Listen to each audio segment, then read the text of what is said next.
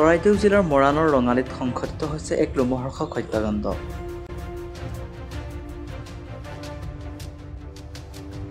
ৰঙালীৰ চকলিয়াৰ গিয়াছুদ্দিন আহমেদৰ চাহ বাগানত কৰ্মৰত জোনালী মোদী নামৰ 40 বছৰীয়া মহিলাগৰাকীৰ মৃতদেহ উদ্ধাৰ চাহ বাগানৰে এটা নলাত।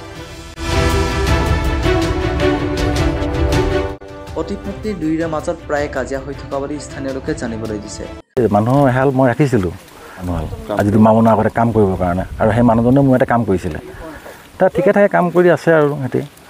তাৰপাছত কালি মানে হঠাতে কি হ'ল নাজানো আৰু, তাৰপৰা ৰাতিপুৱা এই ল'ৰাটোৱে মোক গৈ পেলাই কৈছে বোলে মালিক বোলে মাক বোলে দেউতাই মাৰি খালত পেলাই দিলে। দুয়োৰে মাজত কাজিয়া হোৱাৰ পৰিণতিতে প্ৰকাশ চেত্ৰীৰ পত্নী জোনালীক এডাল বাঁহৰ লাঠিৰে মৰিয়াই হত্যা কৰাৰ সন্দেহ স্থানীয় লোকৰ। মাক বোলে দেউতাই মাৰি খালত পেলাই দিলে তেনেকৈ বুলি ক'লে। তেতিয়া আমি আহি চালোঁ, হয় সঁচা। মৰাণহাট আৰক্ষীয়ে মহিলাগৰাকীৰ মৃতদেহ উদ্ধাৰ কৰি মৰণোত্তৰ পৰীক্ষাৰ ব্যৱস্থা কৰিছে। কালি এটা ঘটনা ঘটিলে, যোনটো ঘটনা সংক্ৰান্তত আমি আহিলোঁ, য'ত আমাৰ ইয়াত এজনী মাইকী মানুহৰ ডেড বডি এটা পোৱা গ'ল। আৰু ডেড বডিৰ ওচৰতে আমি এটা অস্ত্ৰ এটা পালোঁ, এইটো পজিশ্যনতে পালোঁ। পাওঁতে আমি ইয়াত হেয়াৰ চেম্পল আৰু ব্লাড ষ্টেইন লাগি আছিলে কাৰণে আমি এইটো চিজ কৰিব ছাছপেক্টেড কৰিলোঁ যে এইটো অস্ত্ৰ দি এই ক্ৰাইমটো কমিট কৰা হৈছিলে।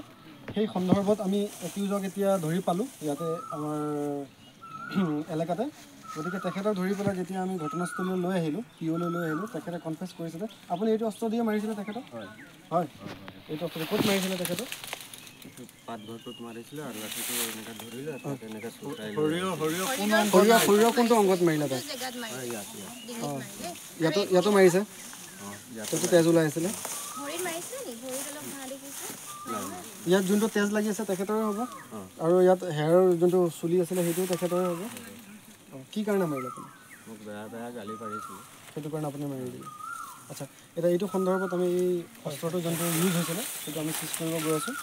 সেইটো কাৰণে ইয়াৰ লেংথটো আমি অথনি অলৰেডি জুখিছিলোঁ।